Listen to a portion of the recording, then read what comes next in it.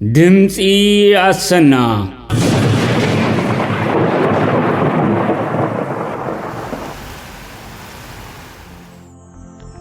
ازي كاب كتما لندن زم حلالف دمصهم دمسي السنة يو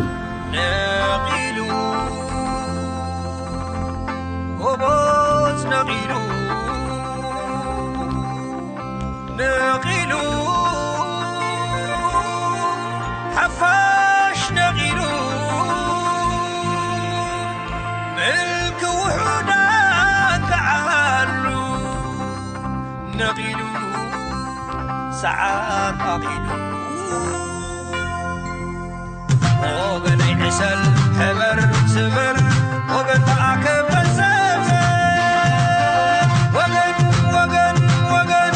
وغن تعاكب السبسب في اللي كان سبتلازل سلام حزبي تمنى أخيرنا لو تغنى عديكم هو مداني زي خبر سلام تنصحكم كبرات تخاطات الدمص السنا كما يتوعلو ابناي لو مسوني مدبنا فلما زينا قصيلنا دما بزعبا هلو كنتات هاغرنا مسمن سي سمون حاغوس كاب كندا ناي زكايدنا يزررب قداماي كفال كنقربلكم هنا فلما كن زينا برساتو نجمر ኤርትራን ሶማሊያን ዲፕሎማሲያዊ ዝምድናን ከም ዝሐደሰ አሶሺየትድ ፕሬስ ንሓበሬታ ናይ ሚኒስተር ዜና ስርዓት ግደብ ብምጥቃስ ሓቢሩ ቀዳማይ ሚኒስተር ኢትዮጵያ አብይ አሕመድ ናይ አሜሪካ ዑደቱ ብምቕጻል ሎሚ ብብዝሒ ኢትዮጵያውያን ኣብ ዝርከብሉ ክፍለ ሃገር ሚኒሶታ መግለጺ ክህብ ምዃኑ አሶሺየትድ ፕሬስ ሓቢሩ ስነ ስርዓት ቀብሪ ናይቲ ኣብ መስቀል ኣደባባይ ተቐቲሉ ዝተረኽበ ኣካያዲ ህዳሴ ግድብ ኢንጂነር ስመኘው በቀለ ላዕለዎት ሰበስልጣን ኢትዮጵያ ኣብ ዝተረኽብሉ ትማሊ ተፈጺሙ ኣብቲ ኣጋጣሚ ግጭት ከም ተኻየደ ድማ ተፈሊጡ ዜና በዝርዝር ፕሬዚዳንት ሶማሊያ መሐመድ ዓብዱላሂ መሐመድ ኣብ ኤርትራ ናይ 3 መዓልታት ወግዓዊ ምብጻሕ ድሕሪ ምፍጻሙ ንነዊሕ ዓመታት ረሓቐን ጸንሓ ኤርትራን ሶማሊያን ዲፕሎማሲያዊ ዝምድናን ከም ዝሐደሰ አሶሺየትድ ፕሬስ ንሓበሬታ ናይ ሚኒስተር ዜና ስርዓት ግደብ ብምጥቃስ ካብ መቃድሾ ኣብ ዘመሓላለፎ ዜና ሓቢሩ ውልቀ መላኺ ኢሳያስ አፈወርቂ ኣብ ኣስመራ ትማል ሰንበት ኣብ ዝተኻየደ እንግዶት ኣብ ዝሃቦ መግለጺ ዞባ ቀርኒ ኣፍሪካ ባዕሌታውን እንዳውን ምስሓብ ናይ ወጻኢ ምትእታውን ውሽጣዊ ስፍትነትን ከም ዝዓነወ ብምጥቃስ ውድብ ሕብራት ሃገራትን ዘይ መንግስታውያን ማሕበራትን ነቲ ቅልውላዋት ብምምሕዳር ነቲ ሽግር ከም ዘጋደደኦ ብምውቃስ እቲ ናይ ግጭት መዋዕል ከም ዝተወድአ ኣመልኪቱ ኤርትራን ሶማሊያን ነዚ ዝሓለፈ 15 ዓመታት ተጻባኢ ርክብ ይጸኒሕወን ውልቀ መላኺ ስርዓት ኢሳያስ ነቲ ኣሸባብ ዝበሃል ጥርፍ ጉጅለ ሶማሊያ ብምድጋፉ ብውድብ ሕብራት ሃገራት እገዳ ክግበረሉ እንከሎ ርክቡ ምስ ኣሸባብ ክነጽጎ ከም ዝጸንሐ ይፍለጥ ንዝምድና ኤርትራን ሶማሊያን ናብ ንቡር ኣብ ምምላስ ድርኺት ዝፈጠረሉ እቲ ቀዳማይ ሚኒስተር ኢትዮጵያ ዝወሰዶ ተበግሶ ኣብ ሞንጎ ኤርትራን ኢትዮጵያን ተማሒሽ ዘሎ ዝምድና እዩ ኢሳያስ ኣብ ኢትዮጵያ ዝበፅሓሉ እዋን ቀዳማይ ሚኒስተር ኢትዮጵያ አብይ አሕመድ ውክልና ሂበካ ኣለኹ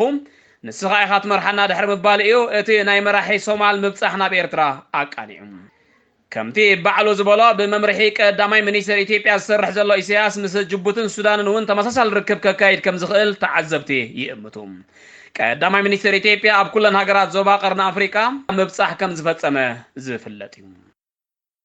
ቀዳማይ ሚኒስተር ኢትዮጵያ ዶክተር አብይ አሕመድ ናይ አሜሪካ ዑደቱ ብምቕጻል ሎሚ ብብዝሒ ኢትዮጵያውያን ኣብ ዝርከቡላ ክፍለ ሃገር ሚኒሶታ መግለጺ ክህብ ምዃኑ አሶሺየትድ ፕሬስ ሓቢሩ ቀዳማይ ሚኒስተር ኢትዮጵያ አብይ አሕመድ ናይ አሜሪካ ዑደቱ ብምቕጻል ሎሚ ብብዝሒ ኢትዮጵያውያን ኣብ ዝርከቡላ ክፍለ ሃገር ሚኒሶታ ከተማ ሚኒያፖሊስ መግለጺ ክህብ ምዃኑ አሶሺየትድ ፕሬስ ሓቢሩሎም ንሱ ድሕርቲ ኣብ ዋሽንግተን ምስ ኢትዮጵያውያን ዝገበሮ ርክብ ኣብ ሎስ አንጀለስ እውን ተመሳሳሊ ምብጻሕ ፈጺሙ እዩ ኣብ ዋሽንግተን ዲሲ ምስ መራሕቲ ተቃወምቲ ኢትዮጵያ ምስ ተራኸበ ንዝቐረበሉ ሕቶታት ዝሃቦ መልሲ ትሕዝትኡ ከምዚ ይመስል ب27 حمله 2018 ቀዳማይ ሚኒስተር ኢትዮጵያ ዶክተር አብይ አሕመድ ኣብ አሜሪካ ምስ ዝርከቡ 26 ተቃወምቲ ሓይልታት ተወከልቲ ሰፊሕ ዝርርብ ኣካይዱ ነይሩ ኣብቲ ናይ ዝርርብ መድረኽ እቲ ዝበዝሐ ካብቶም ተወከልቲ ዝቐረበ ሓሳብ ናይ መጀመርያ ቀዳማይ ሚኒስተር ናይ ኢትዮጵያን ናይ ህዝቢ ኢትዮጵያን ንስኻ ምዃንካ ኢና ንፈልጥ ኣብ ኢትዮጵያ ናይ መሰጋገር መንግስቲ ክቀውም ንሓትት ኣብ ኢትዮጵያ ናይ መሰጋገር መድረኽ ዝጠልብ ህጹጽ እዋናዊ ዋዕላ ክካየድ ኣብ ዝሓለፈ ዘመነ ቃልስና በቲ ዝነበረ መንግስቲ ዝተኣስሩን ዝተቐትሉን ኣባላት ኣለውና ጉዳዮም ክጻረየልና ንሕና ተቃወምቲ ውድባት ክሳብ ሕጂ ኣብ ሓድሕድና ምፍልላይ ኢና ጸኒሕና ሕጂ ግን ብዙሕ ሽግር ዘለዎ ሃገር ስለ ዘላትና ሓቢርና ሽግርና ክንፈትሕ ይግባእ ስለዚ ድማ ናይ ሓባር መኣዲ የድልየና ኣሎ ህጾጽ ኮሚቴ ብምቋም ሕገ መንግስቲ ክመሓየሽ ንሓትት ኢትዮጵያ ኣብ ለውጢያ ዘላሞ ሓደ ሰልፊ በይኑ ክልውጣ ስለዘይክእል ንዓና ባይታ ክወሃበና ንሓትት ኢትዮጵያችን ህዝባዊ ንቅናቄ ካብ ዝብል ሰልፊ ድማ ንሕና ሓንቲ ኢትዮጵያ ስለንብል ንምግንጻል ዘፍቅድ ዓንቀጽ 39 ብትሪ ንቃወሞ ኣብ ኢትዮጵያ ናይ ሰልፊ ጥራይ ተሓሳስባ ክጠፍእ ወይ ድማ ናይ ሰልፊ ጣጣ ገዲፍካ ሃገራዊ ኣጀንዳ ሒዝካ ክትጓዓዝ ንጽውዕ ምስቶም ዕጥቃዊ ቃልሲ ክነካይድ ዝጸንሐና መንግስቲ እንታይ ዓይነት ድርድር ንኽገብር ቅርቡነት ኣለዎም ኣብ ቀጻለኸ እንታይ ዓይነት ኢትዮጵያ ኢና ክንርኢ ምስ ህልው ስግኣታት ህዝቢ ነባሪ ኢሮብ ብምትሓሓዝ ድማ ብዛዕባ ኣፈታትሓ ዶብ ኤርትራን ኢትዮጵያን ዝምልከትን ካልኦትን ሰፋሕቲ ሕቶታት ንዶክተር ኣብይ ኣሕመድ ቀሪቦሙሉ ነይሮም ዶክተር ኣብይ ኣሕመድ ኣብ ዝሃቦ ግብረ መልሲ እቲ ንደልዮ ነገር ድሌት ጥራሕ ኮይኑ ከይተርፍ እቲ ንህዝቢ ዘድልዮን ዘገልግሎን ስርዓት ንምፍጣር መጽናዕት ዘካይድ ኮሚሽን ብምቋም ብጥንቃቐ ክንሪኦ ኣለና ድሕሪ ምባል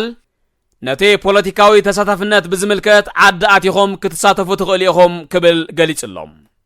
ነቶም ተኣሲሮምናን ተቐቲሎምናን ዝበልኩሞም ብጾት ድማ ናትኩም ማለት ናይ ተቃወምቲ ሰልፊ ጥራሕ ዘይኮኑስ ናይ ኢትዮጵያ እዮም ስለዚ ናይ ሓባር ጉዳይ እዩ ኩነታቶም ክንፈልጥን መዕለቢ ክንገብረሉን ድማ ግዴታና እዩ ኢልዎም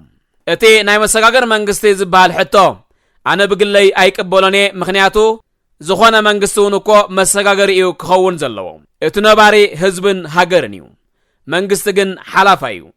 ግን ምናልባት ካብቶም ኣይንቕየረን ኢና ዝብሉ መንግስታት ዝመፀ ፍርሒ ክኸውን ይኽእል እዩ ድሕሪ ምባል ንሕና ንምርጫ ንዳለሉና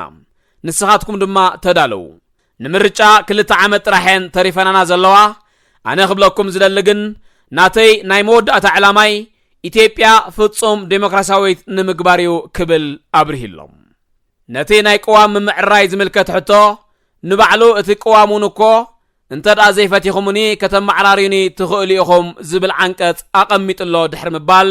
ነቲ ምስ ናይ ኢሮብ ስግኣት ተታሒዙ ዝተላዕለ ናይ ጉዳይ ዶብ ኤርትራን ኢትዮጵያን ድማ ሓቂ ንምዝራብ ምስ ኢሳያስ ክሳብ ሕጂ ብዛዕባ ዶብ ኣይተዛረብናን ምክንያቱ ጉዳይ ዶብ ኤርትራን ኢትዮጵያን ካልኣዊ ደረጃ ዝሓዘ ጉዳይ እዩ እቲ ዘድሊ ሓድሕድ ምርኻብ ሰላማዊ ርክብ ምግባር እዩ ንሱ ኢና ኣቐዲምና እቲ ናይ ዶብ ጉዳይ ግን ናይ ኢሮብ ጉዳይን ካልእን ንዓናን ንኤርትራን ሽግር እዩ ንሱ ድማ ብሓደ ኮይና ክንፈትሖ ዓቕሊ ንግበር ክብል ገሊጽሎም ብተወሳኺ ድማ ነዚ ኣነ ከም ቀዳማይ ሚኒስቴር መጠን ምስ ኤርትራ ዝገብሮ ርክብ ግን ንሕና ብዘይብሉ ንዓና ዘየሳተፈ ዝብል ናይ ዕዳጋ ተራ ዘረባ ሰሚዕ ኣለኹ እዚ ግን ጌጋ እዩ ብዙሕ ስምዒት ስለ ዘይህበኒ እየ ድማ ዘይምልሰሉ ክንፈልጦ ዝግባአና ግን ኣብ ግዜ ኩናት ኢትዮጵያን ኤርትራን እኮ እቲ ሽዑ ዝነበረ ቀዳማይ ሚኒስተር ብዘውረዶ ትእዛዝ መሰረት ኢና ተቐቢልናዮ ነቲ ኩናት ኣቲናዮ ሕጂ ድማ ክሳብ መንግስቲ ዝኾና ምስ ፓርላማን ተወከልቲ ምክሪ ቤትን ተዛቲና ንእንገብሮ ውሳነ ክኽበር ጥራሕ እዩ ዘለዎ ክብል ኣስሚሩሎ ኣብ መወዳእታ ዶክተር ኣብይ ኣሕመድ ለበዋ ኣመሓላሊፎም እቲ ለበዋ ካብዞም ኩልኹም ልዕሊ 15 ዝኾኑ ሕቶታት ዘቕረብኩምለይ ዋላ ሓንቲ ጓል ኣንስተይቲ ኣይነበረትን ጓል ኣንስተይቲ ዘየሳተፈ ፖለቲካ ድማ ኣብ ዝበፅሖ የብሉን እሞ ሕሰቡሉ ኢኹም ብምባል ንዝሃቦ ግብረ መልሲ ዛዚሙ ስነ ስርዓት ቀብሪ ናይቲ ኣብ መስቀል ኣደባባይ ተቐቲሉ ዝተረኸበ ኣካያድ ህዳሴ ግድብ ኢንጂነር ስመኘው በቀለ ለዓወት ስልጣን ኢትዮጵያ ኣብ ዝተረኸብሉ ትማል ሰንበት ከም ተፈጸመ ማዕከናት ዜና ኢትዮጵያ ገሊጸን ሬሳ ኢንጂነር ስመኘው በቀለ ኢንጂነር ንምስናይ ኣብ ዝተዳለወ ስነ ስርዓት ኣብ መንጎ መንስያትን ፖሊስን ግጭት ከም ዘጋጠመ ቢቢሲ ሓቢሩ እቲ ግጭት ካብ ኣደባባይ ናብ ቤተ ክርስቲያን ክኸይድ ዝደለየ እኩብ ህዝቢ እኹል ቦታ ስለዘየለ ተባሂሉ ክኸይድ ከም ዘይክእል ብፖሊስ ምስተሓበረ ከም ዘጋጠመን ፖሊስ መንብዕ ጋዝ ከም ተጠቕሙን እቲ ሓበሬታ ብተወሳኺ የረድእ ኢንጂነር ስመኘው በቀለ ኣብ ዞባ ኣምሓራ ሰሜን ጎንደር ብ1965 ዝተወልደ ኣቦ 3 ቆልዑ ክኸውን እንከሎ ኣብ ኣዲስ ኣበባ ዩኒቨርሲቲ ብኢንጂነሪንግ ዝተመረቐ ክኢላ እዩ ንሱ ነቲ ኣብ መንጎ ኢትዮጵያን ግብፅን ኣሸማዊ ኮይኑ ዝጸንሐ ኣብ ኣፍሪቃ ዝዓበየ ግድብ ከካይድ ዝጸንሐ ብምዃኑ ኣብ ማውትኡ ኣብ ኢትዮጵያ ኣዛራቢ ኮይኑ ከም ዘሎ ዝፍለጥ እዩ ዝኸበርኩም ሰማዕቲ ድምፂ ኣሰና ኣማንኤል ኢያሱን ዘዳለዎ ዜና ዘቕረብኩልኩም ዓይነታ ምሕረት ኣብየ ነይረ ዜና ኣብዚ ይፍጸም ምስ ዝተረፉ መደባት ናይ ሓደገኩም ሰናይ ምክትታል